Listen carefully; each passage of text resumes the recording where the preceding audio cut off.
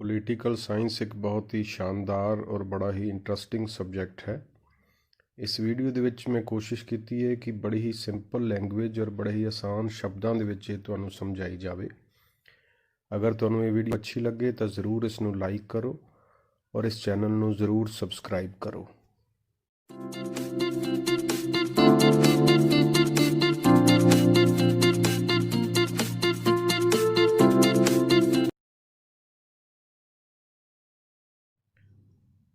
ਅੱਜ ਦਾ ਬੇਟੇ ਆਪਣਾ ਪੜ੍ਹਨ ਦਾ ਜੋ ਟੌਪਿਕ ਹੈ ਉਹ ਹੈ ਪੋਲੀਟੀਕਲ ਸਾਇੰਸ 10+2 ਦੇ ਵਿੱਚ यूनिट 3 ਦਾ ਪੰਜਵਾਂ ਜੋ ਲੈਸਨ ਹੈ ਨੌਕਰਸ਼ਾਹੀ ਯਾਨੀ ਕਿ ਅਸੈਨਿਕ ਸੇਵਾਵਾਂ ਬਿਊਰੋਕ੍ਰੇਸੀ ਸਿਵਲ ਸਰਵਿਸਿਜ਼। ਬੜਾ ਹੀ ਇੰਟਰਸਟਿੰਗ ਟੌਪਿਕ ਹੈ ਬੇਟੇ। ਥੋੜ੍ਹਾ ਜਿਹਾ ਅਗਰ ਧਿਆਨ ਨਾਲ ਇਸ ਨੂੰ ਆਪਾਂ ਸਮਝਾਂਗੇ ਤਾਂ ਬੜਾ ਆਸਾਨ ਹੈ, ਇੰਟਰਸਟਿੰਗ ਵੀ ਹੈ ਔਰ ਸਮਝ ਆ ਜਾਏਗਾ। ਨੌਕਰਸ਼ਾਹੀ ਯਾਨੀ ਕਿ ਆਮ ਤੌਰ 'ਤੇ ਜੋ ਲੋਕ ਸਰਕਾਰੀ ਨੌਕਰੀ ਵਿੱਚ ਹੁੰਦੇ ਨੇ ਉਹਨਾਂ ਦੇ ਸਮੂਹ ਨੂੰ ਅਸੀਂ ਨੌਕਰਸ਼ਾਹੀ ਜਾਂ ਉਹਨਾਂ ਨੂੰ ਬਿਊਰੋਕਰੈਟਸ ਨੌਕਰਸ਼ਾਹ ਆਖਿਆ ਜਾਂਦਾ ਹੈ। ਤਾਂ ਸਭ ਤੋਂ ਪਹਿਲੇ ਆਪਾਂ ਨੌਕਰਸ਼ਾਹੀ ਦਾ ਅਰਥ ਜਿਹੜਾ ਹੈ ਮੀਨਿੰਗ ਆਫ ਬਿਊਰੋਕ੍ਰੇਸੀ ਉਹ ਸਮਝ ਲੈਂਦੇ ਹਾਂ। ਆਧੁਨਿਕ ਰਾਜ ਵਿੱਚ ਨੌਕਰਸ਼ਾਹੀ ਨੂੰ ਪ੍ਰਸ਼ਾਸਨ ਦੇ ਚਲਾਉਣ ਵਿੱਚ ਮਹੱਤਵਪੂਰਨ ਥਾਂ ਹਾਸਲ ਹੈ। ਇਹ ਕਾਰਜਪਾਲਿਕਾ ਦਾ ਸਥਾਈ ਹਿੱਸਾ ਹੈ। ਹੁਣ ਜਿਵੇਂ ਕਿ ਬੇਟੇ ਆਪਾਂ ਜਾਣਦੇ ਹਾਂ ਕਾਰਜਪਾਲਿਕਾ ਜਿਹੜੀ ਹੈ ਉਹ ਸਰਕਾਰ ਹੁੰਦੀ ਹੈ ਜਿਹਨੂੰ ਲੋਕ ਚੁਣਦੇ ਨੇ, ਲੇਕਿਨ ਉਹ ਅਸਥਾਈ ਕਾਰਜਪਾਲਿਕਾ ਹੁੰਦੀ ਹੈ। ਨੌਕਰਸ਼ਾਹ ਸਥਾਈ ਕਾਰਜਪਾਲਿਕਾ ਹੁੰਦੇ ਨੇ। ਨੌਕਰਸ਼ਾਹੀ ਤੋਂ ਸਾਡਾ ਭਾਵ ਉਹਨਾਂ ਲੱਖਾਂ ਸਰਕਾਰੀ ਅਧਿਕਾਰੀਆਂ ਅਤੇ ਕਰਮਚਾਰੀਆਂ ਤੋਂ ਹੈ ਜੋ ਦੇਸ਼ ਦਾ ਪ੍ਰਸ਼ਾਸਨ ਚਲਾਉਣ ਦੇ ਲਈ ਸਥਾਈ ਤੌਰ 'ਤੇ ਨਿਯੁਕਤ ਕੀਤੇ ਜਾਂਦੇ ਨੇ। ਸਥਾਈ ਤੌਰ 'ਤੇ ਯਾਨੀ ਕਿ ਜਿਨ੍ਹਾਂ ਦੀ ਭਰਤੀ ਹੁੰਦੀ ਹੈ ਜੌਬ ਦੇ ਵਿੱਚ, ਉਹ 25 ਸਾਲ ਦਾ ਹੋਵੇ, ਉਹ 22 ਸਾਲ ਦਾ ਹੋਵੇ, ਉਹ 23 ਸਾਲ ਦਾ ਹੋਵੇ, ਜੋ ਵੀ ਜਿਸ ਵੀ ਜੌਬ 'ਤੇ ਉਹ ਲਾਇਆ ਜਾ ਰਿਹਾ ਹੈ ਉਸ ਦੇ ਅਨੁਸਾਰ ਜੋ ਉਸਦੀ ਐਲੀਜੀਬਿਲਟੀ ਬਣਦੀ ਹੈ ਉਸ ਨੂੰ ਉਹ ਪੂਰਾ ਕਰਦਾ ਹੈ। ਅਤੇ ਸਥਾਈ ਤੌਰ 'ਤੇ ਯਾਨੀ ਕਿ ਉਸ ਦੀ ਜਿਹੜੀ ਰਿਟਾਇਰਮੈਂਟ ਹੈ 58 ਜਾਂ 60 ਸਾਲ ਤੱਕ ਹੁੰਦੀ ਹੈ, ਉਦੋਂ ਤੱਕ ਉਹ ਪੱਕੇ ਰੂਪ 'ਚ ਕੰਮ ਕਰਦਾ ਹੈ ਆਦਿ ਉਸ ਸਰਕਾਰੀ ਨੌਕਰੀ ਵਿੱਚ। ਉਹ ਹੁੰਦੇ ਨੇ ਨੌਕਰਸ਼ਾਹ। ਹੁਣ ਸ਼ਾਬਦਿਕ ਦ੍ਰਿਸ਼ਟੀ ਤੋਂ ਨੌਕਰਸ਼ਾਹ ਸ਼ਬਦ ਅੰਗਰੇਜ਼ੀ ਦੇ ਬਿਊਰੋਕ੍ਰੇਸੀ ਸ਼ਬਦ ਦਾ ਪੰਜਾਬੀ ਅਨੁਵਾਦ ਹੈ। ਬਿਊਰੋਕ੍ਰੇਸੀ ਉਹਨੂੰ ਅਸੀਂ ਨੌਕਰਸ਼ਾਹੀ ਕਹਿੰਦੇ ਹਾਂ ਔਰ ਬਿਊਰੋਕਰੈਟ ਨੂੰ ਨੌਕਰਸ਼ਾਹ ਕਹਿੰਦੇ ਹਾਂ। ਹੁਣ ਅਗਰ ਆਪਾਂ ਪਰਿਭਾਸ਼ਾ ਦੀ ਗੱਲ ਕਰੀਏ ਤਾਂ ਪਰਿਭਾਸ਼ਾਵਾਂ ਦੇ ਵਿੱਚ ਆਪਾਂ ਡੈਫੀਨੇਸ਼ਨਸ ਦੋ ਮੇਨ ਤੌਰ 'ਤੇ ਕਰਦੇ ਹਾਂ। ਪਾਲ ਐਪਲਵਾਈ ਕਹਿੰਦੇ ਨੇ ਇਹ ਤਕਨੀਕੀ ਪੱਖ ਤੋਂ ਸਿੱਖਿਅਤ ਵਿਅਕਤੀਆਂ ਦਾ ਇੱਕ ਪੇਸ਼ੇਵਰ ਵਰਗ ਹੈ ਜਿਹੜੀ ਤਰਤੀਬਵਾਰ ਸੰਗਠਿਤ ਹੁੰਦੇ ਹਨ ਅਤੇ ਨਿਰਪੱਖ ਰੂਪ ਨਾਲ ਰਾਜ ਦੀ ਸੇਵਾ ਕਰਦੇ ਹਨ। ਤਕਨੀਕੀ ਪੱਖ ਤੋਂ ਸਿੱਖਿਅਤ ਯਾਨੀ ਕਿ ਪਾਰਟੀਕੂਲਰ ਪ੍ਰੋਫੈਸ਼ਨਲ ਕੋਰਸ ਪੜ੍ਹੇ ਲਿਖੇ ਹੁੰਦੇ ਨੇ। ਜਿਸ ਵੀ ਜੌਬ ਵਿੱਚ ਕੋਈ ਬਿਊਰੋਕਰੈਟ ਕੰਮ ਕਰਦਾ ਹੈ ਉਸ ਦੇ ਲਈ ਉਸਨੂੰ ਪ੍ਰੋਪਰ ਸਿੱਖਿਆ ਹਾਸਲ ਕਰਨੀ ਪੈਂਦੀ ਹੈ ਉਸ ਤੋਂ ਪਹਿਲਾਂ, ਔਰ ਫਿਰ ਤਰਤੀਬਵਾਰ ਸੰਗਠਿਤ ਹੁੰਦੇ ਨੇ ਯਾਨੀ ਕਿ ਛੋਟਾ ਲੈਵਲ ਯਾਨੀ ਸਬੋਰਡੀਨੇਟਸ, ਫਿਰ ਉਹਦੇ ਉੱਪਰ ਬੌਸ, ਫਿਰ ਉਹਦੇ ਉੱਪਰ ਬੌਸ। ਇੱਕ ਤਰਤੀਬ ਬਣੀ ਹੁੰਦੀ ਹੈ ਹਰ ਦਫ਼ਤਰ ਦੇ ਵਿੱਚ ਆਪਾਂ ਦੇਖ ਸਕਦੇ ਹਾਂ। ਔਰ ਨਿਰਪੱਖ ਰੂਪ ਨਾਲ ਰਾਜ ਦੀ ਸੇਵਾ ਕਰਦੇ ਹਨ। ਇਹ ਕਿਸੇ ਪੱਖ 'ਚ ਨਹੀਂ, ਇਹ ਦੇਸ਼ ਦੀ ਸੇਵਾ ਕਰਦੇ ਹਨ। ਹਰਮਨ ਫਾਈਨਰ ਕਹਿੰਦੇ ਨੇ ਅਸੈਨਿਕ ਸੇਵਾ ਪੇਸ਼ਾਵਰ ਅਧਿਕਾਰੀਆਂ ਦਾ ਸਥਾਈ ਤਨਖਾਹਦਾਰ ਅਤੇ ਨਿਪੁੰਨ ਵਰਗ ਹੁੰਦਾ ਹੈ। ਅਸੈਨਿਕ ਸੇਵਾ ਯਾਨੀ ਕਿ ਜਿਹੜੇ ਉਹ ਸਰਕਾਰੀ ਅਧਿਕਾਰੀ ਜਾਂ ਸਰਕਾਰੀ ਨੌਕਰੀ ਵਿੱਚ ਲੱਗੇ ਹੋਏ ਲੋਕ ਜੋ ਸੈਨਿਕ ਸੇਵਾ ਨਹੀਂ ਕਰਦੇ, ਅਸੈਨਿਕ ਸੇਵਾ 'ਚ ਹੁੰਦੇ ਨੇ। ਅਧਿਕਾਰੀਆਂ ਦਾ ਸਥਾਈ ਯਾਨੀ ਕਿ ਪੱਕੇ ਰੂਪ 'ਚ ਇੱਕ ਲੰਬੇ ਸਮੇਂ ਲਈ, ਤਨਖਾਹਦਾਰ ਜਿਹੜੇ ਆਦੇ ਕੰਮ ਲਈ ਤਨਖਾਹ ਲੈਂਦੇ ਨੇ ਅਤੇ ਆਦੇ ਕੰਮ ਦੇ ਵਿੱਚ ਨਿਪੁੰਨ ਵਰਗ ਹੁੰਦਾ ਹੈ। ਤਾਂ ਇਹ ਡੈਫੀਨੇਸ਼ਨ ਹੈ ਨੌਕਰਸ਼ਾਹੀ ਦੀ।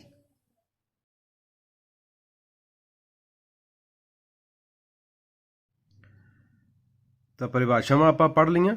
ਨੌਕਰਸ਼ਾਹੀ ਤੋਂ ਭਾਵ ਸਰਕਾਰੀ ਅਧਿਕਾਰੀਆਂ ਦੇ ਅਜਿਹੇ ਸਮੂਹ ਤੋਂ ਹੈ ਜੋ ਤਕਨੀਕੀ ਪੱਖ ਤੋਂ ਸਿੱਖਿਅਤ ਹੁੰਦਾ ਅਤੇ ਆਪਣੇ ਕਾਰਜ ਵਿੱਚ ਮਾਹਰ ਜਾਂ ਨਿਪੁੰਨ ਹੁੰਦੇ ਨੇ। ਇਹ ਵਰਗ ਤਰਤੀਬਵਾਰ ਸੰਗਠਿਤ ਹੁੰਦਾ ਹੈ, ਸਥਾਈ ਤੌਰ 'ਤੇ ਨਿਸ਼ਚਿਤ ਕਾਲ ਲਈ ਆਪਣੇ ਅਹੁਦੇ 'ਤੇ ਰਹਿੰਦਾ ਹੈ ਅਤੇ ਨਿਰਪੱਖ ਤੌਰ 'ਤੇ ਪ੍ਰਸ਼ਾਸਨ ਚਲਾਉਂਦਾ ਹੈ। ਇਹਨਾਂ ਸਰਕਾਰੀ ਅਧਿਕਾਰੀਆਂ ਨੂੰ ਕਾਰਜ ਬਦਲੇ ਨਿਸ਼ਚਿਤ ਤਨਖਾਹ ਅਤੇ ਭੱਤੇ ਮਿਲਦੇ ਹਨ। ਇੱਥੇ ਇਹ ਖਾਸ ਜ਼ਿਕਰਯੋਗ ਗੱਲ ਹੈ ਕਿ ਜੱਜਾਂ, ਸੈਨਿਕਾਂ ਅਤੇ ਮੰਤਰੀਆਂ ਨੂੰ ਨੌਕਰਸ਼ਾਹੀ ਵਿੱਚ ਸ਼ਾਮਲ ਨਹੀਂ ਕੀਤਾ ਜਾਂਦਾ ਹੈ। ਆਪਾਂ ਪਹਿਲਾਂ ਹੀ ਪਿੱਛੇ ਗੱਲ ਕੀਤੀ ਅਸੈਨਿਕ ਸੇਵਾ ਯਾਨੀ ਕਿ ਜਿਹੜੀ ਸੈਨਿਕ ਫੌਜ ਦੀ ਭਰਤੀ ਨਹੀਂ, ਦੂਸਰੇ ਜਾਂ ਜੱਜ ਔਰ ਜਿਹੜੇ ਮੰਤਰੀ ਹੁੰਦੇ ਨੇ, ਕਿਉਂਕਿ ਉਹ ਕੁਝ ਸਮੇਂ ਲਈ ਚੁਣੇ ਜਾਂਦੇ ਨੇ, ਸਰਕਾਰ ਵਿੱਚ ਸ਼ਾਮਲ ਹੁੰਦੇ ਨੇ, ਉਹ ਉਹਨਾਂ ਨੂੰ ਆਪਾਂ ਬਿਊਰੋਕਰੇਟ ਨਹੀਂ ਕਹਿੰਦੇ। ਅੱਗੇ ਹੈ ਜੀ ਨੌਕਰਸ਼ਾਹੀ ਦੀਆਂ ਮੁੱਖ ਵਿਸ਼ੇਸ਼ਤਾਵਾਂ ਜਾਂ ਸਰੂਪ ਕੀ ਹੁੰਦਾ, ਮੇਨ ਕਰੈਕਟਰਿਸਟਿਕਸ ਔਰ ਨੇਚਰ ਆਫ ਬਿਊਰੋਕਰੇਸੀ। ਹੁਣ ਸਭ ਤੋਂ ਪਹਿਲੇ ਹੈ ਜੀ ਪੇਸ਼ੇਵਰ ਅਤੇ ਨਿਪੁੰਨ ਵਰਗ। ਆਪਾਂ ਪਹਿਲਾਂ ਹੀ ਗੱਲ ਕੀਤੀ ਹੈ ਕਿ ਪ੍ਰੋਫੈਸ਼ਨਲ ਐਂਡ ਟ੍ਰੇਨਡ ਕਲਾਸ ਹੀ ਹੁੰਦੀ ਹੈ, ਕਿਉਂਕਿ ਜਿਸ ਵੀ ਜੌਬ ਲਈ ਇਹ ਚੁਣੇ ਜਾਂਦੇ ਨੇ ਉਸ ਜੌਬ ਲਈ ਪ੍ਰੋਪਰ ਇਹਨਾਂ ਨੂੰ ਪਹਿਲਾਂ ਸਿੱਖਿਆ ਹਾਸਲ ਕਰਨੀ ਹੁੰਦੀ ਹੈ, ਔਰ ਅਲੱਗ-ਅਲੱਗ ਮਹਿਕਮਿਆਂ ਬਾਰੇ ਵਿੱਚ ਜਦੋਂ ਇਹ ਭਰਤੀ ਹੁੰਦੇ ਨੇ, ਜਿਸ ਵੀ ਮਹਿਕਮੇ 'ਚ ਭਰਤੀ ਹੁੰਦੇ ਨੇ ਉਸਦੇ ਮਾਮਲੇ ਦੀ ਪੂਰੀ ਜਾਣਕਾਰੀ ਇਹਨਾਂ ਨੂੰ ਹੁੰਦੀ ਹੈ। ਔਰ ਵੈਸੇ ਵੀ ਪ੍ਰੀਖਿਆ ਜਾਂ ਜੋ ਵੀ ਪੇਪਰ ਹੁੰਦਾ ਭਰਤੀ ਹੋਣ ਤੋਂ ਪਹਿਲਾਂ, ਤਾਂ ਉਸ ਪੇਪਰ ਨੂੰ ਕਲੀਅਰ ਕਰਨ, ਐਗਜ਼ਾਮ ਨੂੰ ਕਲੀਅਰ ਕਰਨ ਤੋਂ ਬਾਅਦ ਬਕਾਇਦਾ ਟ੍ਰੇਨਿੰਗ ਮਿਲਦੀ ਔਰ ਫਿਰ ਇਹਨਾਂ ਦੀ ਭਰਤੀ ਜਿਹੜੀ ਹੈ ਉਹ ਹੁੰਦੀ ਹੈ। ਦੂਸਰੇ ਅਗਰ ਆਪਾਂ ਵਿਸ਼ੇਸ਼ਤਾ ਕਰੈਕਟਰਿਸਟਿਕਸ ਦੀ ਗੱਲ ਕਰਾਂਗੇ ਤਾਂ ਉਹ ਹੈ ਅਹੁਦਿਆਂ ਦੀ ਤਰਤੀਬ। ਹੁਣ ਨੌਕਰਸ਼ਾਹੀ ਦੇ ਢਾਂਚੇ ਵਿੱਚ ਵੱਖ-ਵੱਖ ਅਹੁਦਿਆਂ ਦੀ ਤਰਤੀਬ ਹੁੰਦੀ ਹੈ। ਹਰੇਕ ਅਧਿਕਾਰੀ ਆਪਣੇ ਉੱਚ ਅਧਿਕਾਰੀ ਦੇ ਅਧੀਨ ਕੰਮ ਕਰਦਾ ਹੈ। ਹੇਠਲੇ ਪੱਧਰ ਦੇ ਕਰਮਚਾਰੀਆਂ ਨੂੰ ਉੱਚ ਪੱਧਰ ਦੇ ਅਧਿਕਾਰੀਆਂ ਦੇ ਆਦੇਸ਼ਾਂ ਦੀ ਪਾਲਣਾ ਕਰਨੀ ਹੁੰਦੀ ਹੈ। ਕਈ ਵਾਰੀ ਅਗਰ ਉਹ ਸਹਿਮਤ ਹੋਵੇ ਜਾਂ ਨਾ ਹੋਵੇ ਕਰਨੀ ਪੈਂਦੀ ਹੈ। ਔਰ ਜਿਹੜਾ ਵੱਡਾ ਅਧਿਕਾਰੀ ਹੈ ਉਹ ਆਪਦੇ ਜਿਹੜਾ ਸਬੋਰਡੀਨੇਟਰ ਹੈ ਛੋਟੇ ਅਧਿਕਾਰੀ ਤੇ ਉਹ ਨਜ਼ਰ ਰੱਖਦਾ ਔਰ ਕੰਟਰੋਲ ਵੀ ਰੱਖਦਾ ਹੈ, ਔਰ ਇਹ ਬਿਹਤਰ ਕਾਰਗੁਜ਼ਾਰੀ ਲਈ ਬੜਾ ਜ਼ਰੂਰੀ ਵੀ ਹੁੰਦਾ ਹੈ। ਤੀਸਰੀ ਜਿਹੜੀ ਵਿਸ਼ੇਸ਼ਤਾ ਹੈ ਉਹ ਹੈ ਯੋਗਤਾ ਦੇ ਆਧਾਰ ਤੇ ਭਰਤੀ। ਹੁਣ ਜਦੋਂ ਵੀ ਕਿਸੇ ਵੀ ਡਿਪਾਰਟਮੈਂਟ ਦੇ ਵਿੱਚ ਕੋਈ ਨੌਕਰੀਆਂ ਨਿਕਲਦੀਆਂ ਨੇ ਤਾਂ ਜਿਹੜੀ ਉਹਨਾਂ ਦੀ ਭਰਤੀ ਹੈ ਉਹ ਖਾਸ ਤੌਰ ਤੇ ਯੋਗਤਾ ਦੇ ਆਧਾਰ ਤੇ ਹੁੰਦੀ ਹੈ। ਹੁਣ ਜਿੰਨੇ ਵੀ ਵੱਖ-ਵੱਖ ਪ੍ਰਸ਼ਾਸਨਿਕ ਅਹੁਦੇ ਹੁੰਦੇ ਨੇ ਉਹਨਾਂ ਤੇ ਵੀ ਨਿਯੁਕਤੀ ਜਿਹੜੀ ਹੈ ਉਹ ਕਿਸੇ ਐਂਟਰੈਂਸ ਐਗਜ਼ਾਮ ਦੇ ਸਿਰ ਤੇ ਜਾਂ ਕੋਈ ਖਾਸ ਯੋਗਤਾ ਐਜੂਕੇਸ਼ਨ ਦੇ ਮੁਤਾਬਕ ਉਹ ਪੂਰੀ ਕਰਨ ਤੋਂ ਬਾਅਦ ਹੁੰਦੀ ਹੈ, ਔਰ ਸੀਨੀਅਰਟੀ ਦੇ ਆਧਾਰ ਤੇ ਇਹ ਭਰਤੀਆਂ ਜਿਹੜੀਆਂ ਨੇ ਉਹ ਕੀਤੀਆਂ ਜਾਂਦੀਆਂ ਨੇ। ਚੌਥੀ ਅਗਰ ਆਪਾਂ ਵਿਸ਼ੇਸ਼ਤਾ ਦੀ ਗੱਲ ਕਰਾਂਗੇ ਤਾਂ ਉਹ ਹੈ ਸਥਾਈ ਕਾਰਜਕਾਲ, ਯਾਨੀ ਕਿ ਪਰਮਾਨੈਂਟ ਟੈਨਿਓਰ ਜਿਹੜਾ ਹੁੰਦਾ ਹੈ। ਜਦੋਂ ਵੀ ਕੋਈ ਨੌਕਰਸ਼ਾਹ ਕਿਸੇ ਸਰਕਾਰੀ ਜੌਬ ਦੇ ਵਿੱਚ ਭਰਤੀ ਹੁੰਦਾ ਹੈ ਤਾਂ ਉਹ ਕਾਰਜਕਾਲ, ਜਿਵੇਂ ਆਪਾਂ ਸ਼ੁਰੂ ਤੋਂ ਗੱਲ ਕੀਤੀ, ਸਥਾਈ ਕਾਰਜਪਾਲਿਕਾ ਇਹ ਹੁੰਦੀ ਹੈ।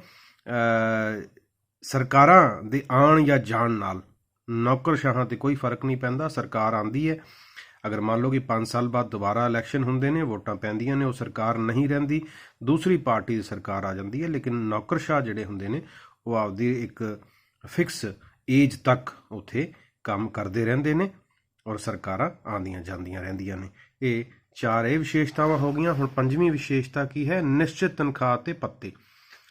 ਜਿਹੜੇ ਨੌਕਰਸ਼ਾਹ ਹੁੰਦੇ ਨੇ ਬਿਊਰੋਕਰੈਟਸ, ਉਹਨਾਂ ਨੂੰ ਫਿਕਸਡ ਸੈਲਰੀਜ਼ ਐਂਡ ਅਲਾਊਂਸਿਸ ਜਿਹੜੇ ਨੇ ਉਹ ਮਿਲਦੇ ਨੇ। ਜਿਸ ਤਰ੍ਹਾਂ ਦੇ ਉਹ ਕੰਮ ਕਰਦੇ ਉਹ ਟਾਈਮ ਸਿਰ ਤੇ ਉਹਨਾਂ ਦੀਆਂ ਜਿਹੜੇ ਇੰਕਰੀਮੈਂਟਸ ਉਹ ਮਿਲਦੇ ਰਹਿੰਦੇ ਨੇ। ਇਸ ਤੋਂ ਇਲਾਵਾ ਸਰਕਾਰੀ ਮਕਾਨ, ਮੁਫਤ ਇਲਾਜ, ਸਾਲਾਨਾ ਛੁੱਟੀਆਂ, ਅਗਰ ਕੋਈ ਹੋਰ ਕਿਸੇ ਨੂੰ ਕੋਈ ਸਮੱਸਿਆ ਉਹਦੇ ਲਈ ਵਿਸ਼ੇਸ਼ ਅਲਾਊਂਸਿਸ ਹੁੰਦੇ ਨੇ, ਰਿਟਾਇਰਮੈਂਟ ਤੇ ਪੈਨਸ਼ਨ ਉਹਨਾਂ ਨੂੰ ਪ੍ਰਾਪਤ ਹੁੰਦੀ ਹੈ। ਔਰ ਯੋਗਤਾ ਦੇ ਆਧਾਰ ਤੇ ਉਹਨਾਂ ਦੀ ਜਿਹੜੀ ਪਦਵੀ ਹੈ ਉਸ ਦੇ ਵਿੱਚ ਉੱਨਤੀ ਵੀ ਉਹਨਾਂ ਦੀ ਹੁੰਦੀ ਰਹਿੰਦੀ ਹੈ। ਅਗਲੀ ਆਪਾਂ ਵਿਸ਼ੇਸ਼ਤਾ ਦੀ ਗੱਲ ਕਰਾਂਗੇ ਤਾਂ ਨੌਕਰੀ ਵਿੱਚ ਤਰੱਕੀ। ਪਹਿਲਾਂ ਹੀ ਗੱਲ ਕੀਤੀ, ਪ੍ਰਮੋਸ਼ਨ ਜਿਹੜੀ ਹੈ ਉਹ ਹੁੰਦੀ ਹੈ ਉਹਨਾਂ ਦੀ ਕਾਰਜਕੁਸ਼ਲਤਾ ਦੇ ਆਧਾਰ ਤੇ, ਉਹਨਾਂ ਦੀ ਸੀਨੀਅਰਟੀ ਦੇ ਆਧਾਰ ਤੇ, ਔਰ ਐਂਟਰੈਂਸ ਐਗਜ਼ਾਮ ਹਰ ਡਿਪਾਰਟਮੈਂਟਸ ਦੇ ਵੀ ਹੁੰਦੇ ਨੇ, ਉਹਨਾਂ ਨੂੰ ਕਲੀਅਰ ਕਰਨ ਤੇ ਉਹਨਾਂ ਦੀ ਤਰੱਕੀ ਜਿਹੜੀ ਹੈ ਉਹ ਨੌਕਰੀ ਦੇ ਵਿੱਚ ਹੁੰਦੀ ਰਹਿੰਦੀ, ਔਰ ਉਹਨਾਂ ਦਾ ਅਹੁਦਾ ਜਿਹੜਾ ਹੈ ਉਹ ਵੱਧਦਾ ਰਹਿੰਦਾ ਹੈ। ਸੱਤਵੀਂ ਵਿਸ਼ੇਸ਼ਤਾ ਦੀ ਗੱਲ ਕਰਾਂਗੇ, ਲੀਗਲ ਫਰੇਮਵਰਕ, ਯਾਨੀ ਕਿ ਕਾਨੂੰਨੀ ਢਾਂਚਾ। ਨੌਕਰਸ਼ਾਹੀ ਦੇ ਮੈਂਬਰ ਕਾਨੂੰਨੀ ਢਾਂਚੇ ਦੇ ਅਧੀਨ ਕੰਮ ਕਰਦੇ ਨੇ ਔਰ ਹਰ ਤਰ੍ਹਾਂ ਦੇ ਕੰਮ ਕਰਨ ਦੇ ਵਿੱਚ ਉਹਨਾਂ ਨੂੰ ਕਾਨੂੰਨੀ ਇੱਕ ਦਾਇਰੇ ਦੇ ਵਿੱਚ ਜਿਹੜਾ ਹੈ ਉਹ ਕੰਮ ਕਰਨਾ ਪੈਂਦਾ। ਉਹਨਾਂ ਦੀ ਨਿਸ਼ਚਿਤ ਜ਼ਿੰਮੇਦਾਰੀਆਂ ਹੁੰਦੀਆਂ ਨੇ। ਉਹਨਾਂ ਨੂੰ ਰਾਜਨੀਤਿਕ ਕਾਰਜਪਾਲਿਕਾ ਦੇ ਮੈਂਬਰ ਗੈਰ ਕਾਨੂੰਨੀ ਕਾਰਜ ਕਰਨ ਲਈ ਮਜਬੂਰ ਨਹੀਂ ਕਰ ਸਕਦੇ। 8ਵੀਂ ਵਿਸ਼ੇਸ਼ਤਾ ਦੀ ਗੱਲ ਕਰਾਂਗੇ, ਗੁੰਮਨਾਮੀ। ਨੌਕਰਸ਼ਾਹ ਨੇ ਜਿਹੜੇ ਉਹ ਗੁੰਮਨਾਮ ਰੂਪ ਵਿੱਚ ਕੰਮ ਕਰਦੇ ਨੇ, ਕਿਉਂਕਿ ਨੌਕਰਸ਼ਾਹ ਬਹੁਤ ਜ਼ਿਆਦਾ ਗਿਣਤੀ ਦੇ ਵਿੱਚ ਹੁੰਦੇ ਨੇ, ਲੱਖਾਂ ਦੀ ਗਿਣਤੀ ਵਿੱਚ ਹੁੰਦੇ ਨੇ। ਅਗਰ ਕਿਸੇ ਡਿਪਾਰਟਮੈਂਟ ਦੀ ਗੱਲ ਕਰੀਏ ਤਾਂ ਹਜ਼ਾਰਾਂ ਲੱਖਾਂ ਹੋ ਸਕਦੇ ਨੇ, ਲੇਕਿਨ ਉਸ ਡਿਪਾਰਟਮੈਂਟ ਦਾ ਜਿਹੜਾ ਇੱਕ ਮੁਖੀ ਹੁੰਦਾ ਹੈ, ਰਾਜਨੀਤਿਕ ਮੁਖੀ, ਉਹ ਕੋਈ ਮੰਤਰੀ ਹੋ ਸਕਦਾ ਹੈ, ਤਾਂ ਉਹ ਮੰਤਰੀ ਦੇ ਨਾਮ ਤੇ ਸਾਰੇ ਕੰਮ ਹੁੰਦੇ ਨੇ, ਲੇਕਿਨ ਅਸਲ ਵਿੱਚ ਉਹ ਕੰਮ ਪਿੱਛੇ ਉਸ ਮੰਤਰੀ ਦੇ ਡਿਪਾਰਟਮੈਂਟ ਵਿੱਚ ਕੰਮ ਕਰਨ ਵਾਲੇ ਬਿਊਰੋਕਰੈਟਸ ਕਰਦੇ ਨੇ। ਤਾਂ ਉਹ ਚੁੱਪਚਾਪ ਉਹ ਕੰਮ ਜਿਹੜੇ ਨੇ ਉਹ ਕਰਦੇ ਰਹਿੰਦੇ ਨੇ, ਔਰ ਮੰਤਰੀ ਲਈ ਉਹ ਪ੍ਰਸ਼ਾਸਨਿਕ ਸਮੱਸਿਆਵਾਂ ਨੂੰ ਹੱਲ ਕਰਨ ਲਈ ਉਹਦਾ ਮਾਰਗਦਰਸ਼ਨ ਕਰਦੇ ਨੇ ਔਰ ਸਹੀ ਆંકੜੇ ਉਹਦੇ ਸਾਹਮਣੇ ਪੇਸ਼ ਕਰਦੇ ਨੇ, ਔਰ ਆਖਰੀ ਫੈਸਲਾ ਜੋ ਹੈ ਉਹ ਕੌਣ ਲੈਂਦਾ ਹੈ, ਉਹ ਰਾਜਨੀਤਿਕ ਮੁਖੀ ਜਾਂ ਉਸ ਡਿਪਾਰਟਮੈਂਟ ਦਾ ਜੋ ਵੀ ਮੰਤਰੀ ਜਾਂ ਮੁਖੀ ਹੁੰਦਾ ਹੈ ਉਹ ਫੈਸਲਾ ਲੈਂਦਾ ਹੈ। ਨਿਰਪੱਖਤਾ ਇੱਕ ਹੋਰ ਵਿਸ਼ੇਸ਼ਤਾ ਹੈ ਬਿਊਰੋਕਰੇਸੀ ਦੀ। ਨੌਕਰਸ਼ਾਹ ਜਿਹੜੇ ਨੇ ਉਹ ਪੱਖਪਾਤ ਰਹਿਤ ਹੁੰਦੇ ਨੇ। ਉਹ ਨਿਰਪੱਖ ਰਹਿ ਕੇ ਆਪਣੇ ਕਾਰਜਾਂ ਨੂੰ ਬੜੀ ਇਮਾਨਦਾਰੀ ਤੇ ਕੁਸ਼ਲਤਾ ਨਾਲ ਪੂਰਾ ਕਰਨ ਦੀ ਕੋਸ਼ਿਸ਼ ਕਰਦੇ ਨੇ, ਕਿਉਂਕਿ ਪੋਲੀਟੀਕਲ ਪਾਰਟੀ ਦੀ ਸਰਕਾਰ ਹੁੰਦੀ ਹੈ। ਹੁਣ ਪੋਲੀਟੀਕਲ ਪਾਰਟੀਆਂ ਆਪਦੇ ਹਿਸਾਬ ਨਾਲ ਜਿਹੜਾ ਹੈ ਉਹ ਕੰਮ ਕਰਦੀਆਂ ਨੇ, ਲੇਕਿਨ ਜਿਹੜੇ ਸਰਕਾਰੀ ਕਰਮਚਾਰੀ ਹੁੰਦੇ ਨੇ, ਬਿਊਰੋਕਰੈਟਸ ਹੁੰਦੇ ਨੇ, ਉਹ ਕਿਸੇ ਵੀ ਰਾਜਨੀਤੀ ਪਾਰਟੀ ਦੇ ਮੈਂਬਰ ਜਾਂ ਉਹਦੇ ਵਿੱਚ ਹਿੱਸਾ ਲੈਣ ਲਈ ਅਧਿਕਾਰੀ ਨਹੀਂ ਹੁੰਦੇ। ਉਹ ਹਮੇਸ਼ਾ ਦੇਸ਼ ਔਰ ਰਾਜ ਦੇ ਪ੍ਰਤੀ ਵਫਾਦਾਰੀ ਤੇ ਨਿਸ਼ਠਾ ਰੱਖਦੇ ਹਨ। ਜਨਤਾ ਦੇ ਪ੍ਰਤੀ ਜਵਾਬਦੇਹੀ, ਰਿਸਪੌਂਸਿਬਿਲਿਟੀ ਟੂ ਦਾ ਪਬਲਿਕ, ਇਹ ਵੀ ਇੱਕ ਵਿਸ਼ੇਸ਼ਤਾ ਹੈ ਬਿਊਰੋਕਰੇਸੀ ਦੀ ਆਧੁਨਿਕ, ਕਿਉਂਕਿ ਜਿਹੜਾ ਰਾਜ ਹੈ ਅੱਜ ਕੱਲ੍ਹ ਉਹ ਕਲਿਆਣਕਾਰੀ ਰਾਜ ਹੁੰਦਾ ਹੈ, ਯਾਨੀ ਜ਼ਿਆਦਾਤਰ ਡੈਮੋਕ੍ਰੇਸੀ ਦੇ ਵਿੱਚ ਇਹ ਕੰਮ ਸਾਰਾ ਚੱਲਦਾ ਹੈ। ਜਨਤਾ ਦੇ ਕਲਿਆਣ ਲਈ ਜਿਹੜੀਆਂ ਯੋਜਨਾਵਾਂ ਨੇ ਉਹ ਬਣਾਈਆਂ ਜਾਂਦੀਆਂ ਨੇ, ਔਰ ਜਨਤਾ ਦੇ ਨਾਲ ਪ੍ਰਤੱਖ ਰੂਪ ਦੇ ਵਿੱਚ ਬਿਊਰੋਕਰੈਟ ਜਿਹੜੇ ਨੇ ਉਹ ਸੰਪਰਕ ਵਿੱਚ ਰਹਿੰਦੇ ਨੇ, ਔਰ ਉਹਨਾਂ ਯੋਜਨਾਵਾਂ ਨੂੰ ਅਗਰ ਆਪਾਂ ਕਿਰਿਆਤਮਕ ਰੂਪ 'ਚ ਇੰਪਲੀਮੈਂਟ ਕਰਨਾ ਹੈ ਤਾਂ ਲੋਕਾਂ ਦਾ ਸਹਿਯੋਗ ਔਰ ਸਮਰਥਨ ਬੜਾ ਜ਼ਰੂਰੀ ਹੈ। ਇਸ ਕਰਕੇ ਲੋਕਾਂ ਦੇ ਪ੍ਰਤੀ ਨਿਮਰ ਤੇ ਸੰਵੇਦਨਸ਼ੀਲ ਰਹਿਣਾ ਬਿਊਰੋਕਰੈਟਸ ਦਾ ਕੰਮ ਹੈ, ਔਰ ਉਹਨਾਂ ਦੀ ਭਾਵਨਾਵਾਂ ਔਰ ਇੱਛਾਵਾਂ ਦਾ ਖਿਆਲ ਕਰਨਾ ਵੀ ਉਹਨਾਂ ਦਾ ਕੰਮ ਹੈ, ਔਰ ਉਹ ਕਰਦੇ ਨੇ। ਇਹ ਵਿਸ਼ੇਸ਼ਤਾਵਾਂ ਨੇ ਬਿਊਰੋਕਰੇਸੀ ਦੀਆਂ, ਯਾਨੀ ਨੌਕਰਸ਼ਾਹੀ ਦੀਆਂ। ਅੱਗੇ ਆਪਾਂ ਕਰਦੇ ਹਾਂ ਨੌਕਰਸ਼ਾਹੀ ਦੀ ਇੰਪੋਰਟੈਂਸ ਕੀ ਹੈ, ਮਹੱਤਵ ਕੀ ਹੈ। Importance of bureaucracy. ਆਧੁਨਿਕ ਰਾਜ ਜਿਹੜਾ ਹੈ, ਕਿਉਂਕਿ ਉਸ ਵਿੱਚ ਨੌਕਰਸ਼ਾਹੀ ਲਾਜ਼ਮੀ ਹੈ, ਕਿਉਂਕਿ ਕੰਮ ਇੰਨੇ ਜ਼ਿਆਦਾ ਵੱਧ ਚੁੱਕੇ ਨੇ। ਕੋਈ ਵੀ ਡਿਪਾਰਟਮੈਂਟ ਦੀ ਅਗਰ ਆਪਾਂ ਗੱਲ ਕਰੀਏ, ਅਗਰ ਹੁਣ ਚਲੋ ਆਪਾਂ ਐਜੂਕੇਸ਼ਨ ਡਿਪਾਰਟਮੈਂਟ ਦੀ ਗੱਲ ਕਰ ਲੈਂਦੇ ਹਾਂ। ਹੁਣ ਪੰਜਾਬ ਰਾਜ ਦੇ ਵਿੱਚ ਇੱਕ ਐਜੂਕੇਸ਼ਨ ਮਿਨਿਸਟਰ ਨੇ, ਸਰਕਾਰ ਦੇ ਅਧੀਨ ਉਹ ਕੰਮ ਕਰਦੇ ਨੇ, ਲੇਕਿਨ ਐਜੂਕੇਸ਼ਨ ਡਿਪਾਰਟਮੈਂਟ ਜਿਹੜਾ ਹੈ ਉਸ ਮਿਨਿਸਟਰ ਦੇ ਅੰਡਰ ਬਹੁਤ ਸਾਰੇ ਹੋਰ ਵੱਡੇ ਅਧਿਕਾਰੀ, ਛੋਟੇ ਲੈਵਲ ਦੇ ਅਧਿਕਾਰੀ, ਅਧਿਆਪਕ ਸਾਹਿਬਾਨ, ਕਲਰਕ ਸਾਹਿਬਾਨ, ਹੋਰ ਡੀ ਆਫਿਸਿਸ ਹੁੰਦੇ ਨੇ, BPO ਆਫਿਸਿਸ ਹੁੰਦੇ ਨੇ। ਉਹ ਸਾਰੇ ਜਿਹੜੇ ਨੇ ਉਹਨਾਂ 'ਚ ਹਜ਼ਾਰਾਂ ਔਰ ਲੱਖਾਂ ਟੀਚਰ ਔਰ ਇਸ ਤਰ੍ਹਾਂ ਦੇ ਸਰਕਾਰੀ ਅਧਿਕਾਰੀ ਕੰਮ ਕਰਦੇ ਨੇ। ਤਾਂ ਉਹਨਾਂ ਅਧਿਕਾਰੀਆਂ ਦੇ ਕੰਮ ਦੇ ਨਾਲ ਹੀ ਸਿਸਟਮ ਜਿਹੜਾ ਹੈ ਚੱਲਦਾ ਹੈ। ਤਾਂ ਹੁਣ ਪ੍ਰਸ਼ਾਸਨ ਦੀ ਕਾਰਜਕੁਸ਼ਲਤਾ ਜਿਹੜੀ, ਉਸਦੀ ਸਫਲਤਾ ਜਿਹੜੀ ਹੈ, ਉਹ ਨੌਕਰਸ਼ਾਹੀ ਦੀ ਯੋਗਤਾ, ਇਮਾਨਦਾਰੀ ਔਰ ਨਿਰਪੱਖਤਾ 'ਤੇ ਨਿਰਭਰ ਕਰਦੀ ਹੈ। ਔਰ ਅਗਰ ਆਪਾਂ ਜੇਕਰ ਨੌਕਰਸ਼ਾਹੀ ਨੂੰ ਸਰਕਾਰ ਦੀ ਰੀੜ੍ਹ ਦੀ ਹੱਡੀ ਕਹੀਏ ਤਾਂ ਇਹ ਬਿਲਕੁਲ ਸਹੀ ਹੋਏਗਾ, ਗਲਤ ਨਹੀਂ ਹੋਏਗਾ। ਮਹੱਤਵ ਦੇ ਵਿੱਚ ਪਹਿਲੀ ਗੱਲ ਅਗਰ ਆਪਾਂ ਕਰਾਂਗੇ ਤਾਂ ਆਧੁਨਿਕ ਸਰਕਾਰਾਂ ਜੋ ਨੇ ਉਸ ਦਾ ਆਧਾਰ ਹੈ, ਬੇਸਿਸ ਆਫ ਮਾਡਰਨ ਗਵਰਨਮੈਂਟ, ਉਹਨਾਂ ਦਾ ਬੇਸ ਹੈ। ਵਰਤਮਾਨ ਯੁੱਗ ਦੇ ਵਿੱਚ ਸ਼ਾਸਨ ਦਾ ਜੋ ਕਾਰਜ ਖੇਤਰ ਹੈ ਬਹੁਤ ਵਿਆਪਕ ਹੋ ਚੁੱਕਿਆ ਹੈ। ਸਰਕਾਰ ਦੇ ਕਾਰਜ ਪਹਿਲਾਂ ਦੀ ਬਜਾਏ ਬੜੇ ਵਿਸ਼ਾਲ ਔਰ ਮੁਸ਼ਕਲ ਹੋ ਗਏ ਨੇ, ਤਾਂ ਉਹਨਾਂ ਨੂੰ ਪੂਰਾ ਕਰਨਾ ਬਿਊਰੋਕਰੈਟਸ ਦੇ ਬਿਨਾਂ ਇਹ ਸੰਭਵ ਹੀ ਨਹੀਂ ਰਿਹਾ। ਤਾਂ ਸ਼ਾਸਕ ਵਰਗ ਚਾਹੇ ਉਹ ਕਿੰਨਾ ਵੀ ਯੋਗ ਕਿਉਂ ਨਾ ਹੋਵੇ, ਬਿਊਰੋਕਰੈਟਸ ਦੀ ਕਾਰਜਕੁਸ਼ਲਤਾ ਤੋਂ ਬਿਨਾਂ ਕੰਮ ਨੂੰ ਕਰਨ ਵਿੱਚ ਅਸਮਰਥ ਹੁੰਦਾ ਹੈ। ਇਹਨਾਂ ਕਾਰਜਾਂ ਨੂੰ ਉਹਨਾਂ ਲੋਕਾਂ ਦੁਆਰਾ ਆਸਾਨੀ ਨਾਲ ਕੀਤਾ ਜਾ ਸਕਦਾ ਹੈ ਜੋ ਯੋਗ ਹੁੰਦੇ ਨੇ ਔਰ ਅਲੱਗ-ਅਲੱਗ ਅਹੁਦਿਆਂ 'ਤੇ ਨਿਯੁਕਤ ਹੁੰਦੇ ਨੇ। ਤਾਂ ਇਹ ਇੰਪੋਰਟੈਂਸ ਪਹਿਲੀ ਹੈ ਬਿਊਰੋਕਰੇਸੀ ਦੀ। ਦੂਸਰੀ ਹੈ ਲੋਕਤੰਤਰੀ ਦੇਸ਼ਾਂ ਵਿੱਚ ਮਹੱਤਵ, ਇੰਪੋਰਟੈਂਸ ਇਨ ਦਾ ਡੈਮੋਕ੍ਰੈਟਿਕ ਕੰਟਰੀਜ਼, ਕਿਉਂਕਿ ਲੋਕਤੰਤਰ ਦੇ ਵਿੱਚ ਲੋਕਾਂ ਦਾ ਰਾਜ ਹੁੰਦਾ ਹੈ, ਲੋਕਾਂ ਦੇ ਲਈ ਰਾਜ ਹੁੰਦਾ ਹੈ ਔਰ ਲੋਕਾਂ 'ਤੇ ਹੀ ਰਾਜ ਹੁੰਦਾ ਹੈ। ਲੇਕਿਨ ਉਹ ਚਲਾਉਂਦੀਆਂ ਪੋਲੀਟੀਕਲ ਪਾਰਟੀਜ਼, ਰਾਜਨੀਤਿਕ ਦਲ ਉਹ ਚਲਾਉਂਦੇ ਨੇ, ਔਰ ਬਹੁਮਤ ਦੇ ਆਧਾਰ 'ਤੇ ਸਰਕਾਰਾਂ ਜਿਹੜੀਆਂ ਨੇ ਉਹ ਬਣਦੀਆਂ ਨੇ, ਲੋਕਾਂ ਦੁਆਰਾ ਵੋਟਾਂ ਜੋ ਪਾਈਆਂ ਜਾਂਦੀਆਂ ਨੇ, ਔਰ ਇੱਕ ਨਿਸ਼ਚਿਤ ਸਮੇਂ ਲਈ, ਯਾਨੀ ਆਪਣੇ ਦੇਸ਼ ਵਿੱਚ ਜਿਵੇਂ 5 ਸਾਲ ਦੀ ਆਪਾਂ ਗੱਲ ਕਰਦੇ ਹਾਂ, ਚਾਹੇ ਰਾਜ ਸਰਕਾਰਾਂ ਨੇ ਜਿਵੇਂ ਆਪਣੀ ਪੰਜਾਬ ਸਰਕਾਰ ਹੈ, ਔਰ ਚਾਹੇ ਭਾਰਤ ਸਰਕਾਰ ਹੈ, 5 ਸਾਲ ਬਾਅਦ ਉਹਨਾਂ ਦੀਆਂ ਚੋਣਾਂ ਹੁੰਦੀਆਂ ਨੇ। ਤਾਂ ਬਹੁਮਤ ਵਾਲੇ ਦਲ ਦੀ ਸਰਕਾਰ ਬਣਦੀ ਹੈ ਔਰ ਉਹ ਰਾਜਪਾਟ ਸੰਭਾਲਦੇ ਨੇ। ਲੇਕਿਨ ਇਸ ਸਿਸਟਮ ਦੇ ਵਿੱਚ ਨੌਕਰਸ਼ਾਹੀ ਤੋਂ ਬਿਨਾਂ ਸਰਕਾਰਾਂ ਕੰਮ ਨਹੀਂ ਚਲਾ ਸਕਦੀਆਂ, ਕਿਉਂਕਿ ਮੰਨ ਲਓ ਕਿ 5 ਸਾਲ ਬਾਅਦ ਅਗਰ ਸਰਕਾਰ ਬਦਲਦੀ ਹੈ ਤਾਂ ਮੰਤਰੀ ਬਦਲ ਜਾਂਦੇ ਨੇ, ਲੇਕਿਨ ਬਿਊਰੋਕਰੈਟਸ ਸੇਮ ਰਹਿੰਦੇ ਨੇ। ਔਰ ਨਵੇਂ ਜਿਹੜੇ ਮੰਤਰੀ ਆਉਂਦੇ ਨੇ ਉਹ ਕਿਸੇ ਵੀ ਪਾਰਟੀ ਦੇ ਹੋਣ, ਜਦੋਂ ਉਹਨਾਂ ਨੇ ਕਿ ਆਪਦੇ ਡਿਪਾਰਟਮੈਂਟ ਦਾ ਕੰਮ ਕਾਜ ਦੇਖਣਾ, ਸੰਭਾਲਣਾ ਹੁੰਦਾ ਹੈ, ਤਾਂ ਉਸ ਦੀਆਂ ਬਾਰੀਕੀਆਂ ਨੂੰ ਸਮਝਣ ਲਈ ਬਿਊਰੋਕਰੈਟਸ ਦੀ, ਨੌਕਰਸ਼ਾਹਾਂ ਦੀ ਜ਼ਰੂਰਤ ਪੈਂਦੀ ਹੈ। ਉਹਨਾਂ ਬਿਨਾਂ ਕੰਮ ਨੂੰ ਚਲਾਉਣਾ ਸੰਭਵ ਨਹੀਂ। ਅਗਰ ਮੈਂ ਇਹ ਕਹਾਂ ਵੀ ਸੰਭਵ ਨਹੀਂ ਹੈ, ਪੋਸੀਬਲ ਹੀ ਨਹੀਂ ਹੈ, ਤਾਂ ਸੱਚ ਦੇ ਬਹੁਤ ਕਰੀਬ ਹੈ। ਤਾਂ ਅਗਲੀ ਆਪਾਂ ਮਹੱਤਵ ਦੀ ਗੱਲ ਕਰਾਂਗੇ ਤਾਂ ਸੰਸਦੀ ਸ਼ਾਸਨ ਦੇ ਵਿੱਚ ਮਹੱਤਵ, ਕਿਉਂਕਿ ਭਾਰਤ ਦੇ ਵਿੱਚ ਪਾਰਲੀਮੈਂਟਰੀ ਫਾਰਮ ਆਫ ਗਵਰਨਮੈਂਟ ਹੈ। ਸੰਸਦ ਦੇ ਮੈਂਬਰ ਹੁੰਦੇ ਨੇ, ਯਾਨੀ ਲੋਕ ਸਭਾ, ਰਾਜ ਸਭਾ ਜੋ ਆਪਣੇ ਦੇਸ਼ ਵਿੱਚ ਹੈ। ਜਿਹੜੇ ਆਪਣੇ ਪ੍ਰਧਾਨ ਮੰਤਰੀ ਹੁੰਦੇ ਨੇ ਉਹ ਵੀ ਲੋਕ ਸਭਾ ਦੇ ਮੈਂਬਰ ਹੁੰਦੇ ਨੇ, ਜਾਂ MP ਹੁੰਦੇ ਨੇ, ਮੈਂਬਰ ਆਫ ਪਾਰਲੀਮੈਂਟ ਹੁੰਦੇ ਨੇ, ਕਹਿ ਸਕਦੇ ਹਾਂ, ਚਾਹੇ ਉਹ ਰਾਜ ਸਭਾ ਵਿੱਚੋਂ ਵੀ ਹੋ ਸਕਦੇ ਨੇ।